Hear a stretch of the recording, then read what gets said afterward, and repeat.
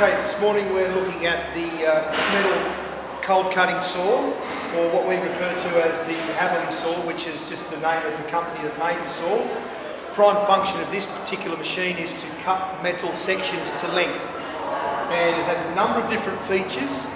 The number one feature on this particular machine is that it requires a coolant to cut safely and to cut without blunting the blade.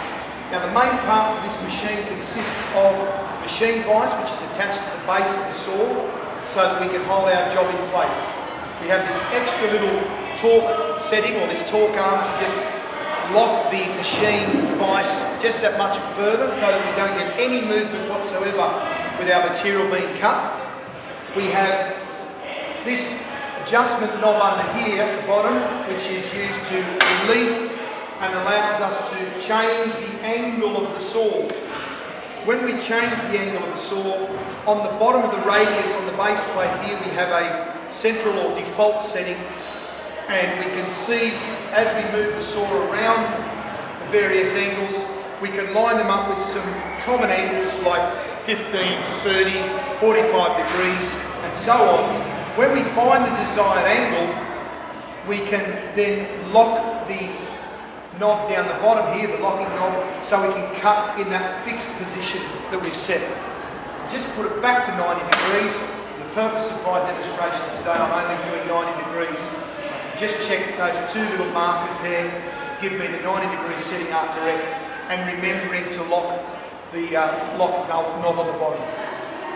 When we turn this machine on, we'll notice that there is a stored coolant reservoir at the bottom, and as I turn it on, the pump enables the coolant to come onto the blade.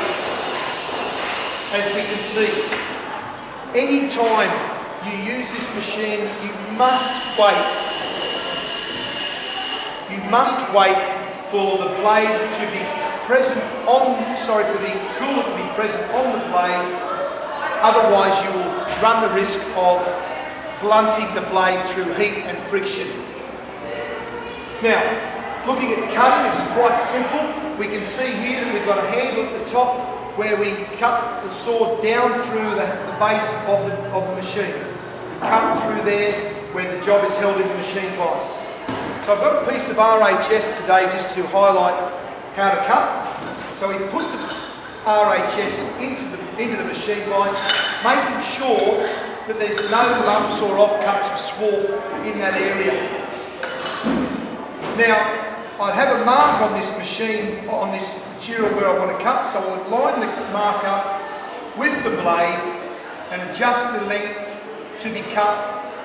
And when you're in the right position, you simply lock the machine vise. And when you lock it, you don't need to lock the handle.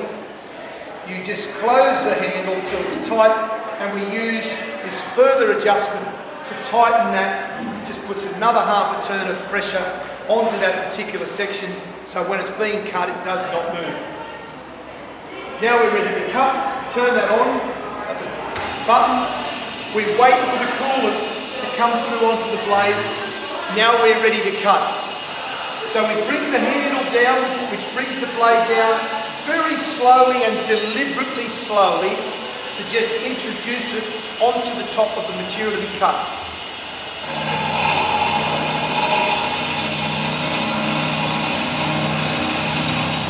And as we're cutting, we support the weight of the saw as it cuts through the material.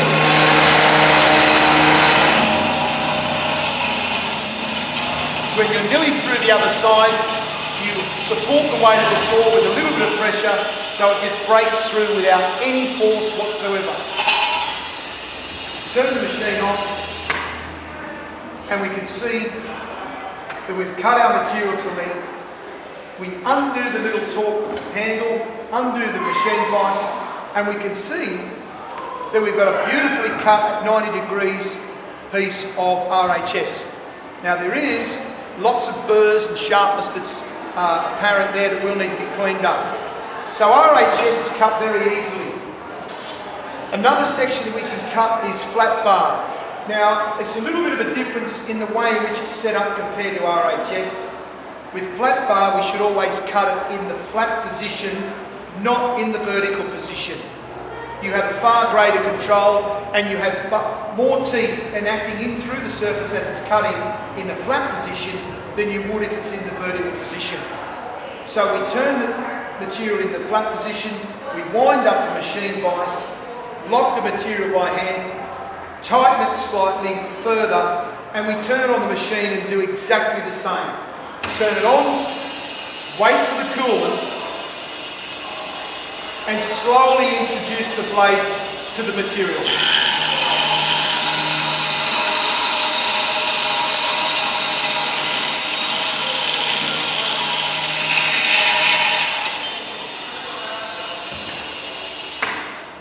Sometimes with flat bar, if you're putting too much cutting force down here, material can have a tendency as it breaks through to fly out or fly back into the blade. We also want to make sure that this little area down through here is clear of swarf and offcuts, so that as the blade breaks through the material, it doesn't pick up and collect any of that material, forcing it to fly around the machine or the cutting area, or to break the blade. So we undo that, and we can see that the end of that has also been cut really nicely, beautifully in fact, but there are sharp burrs created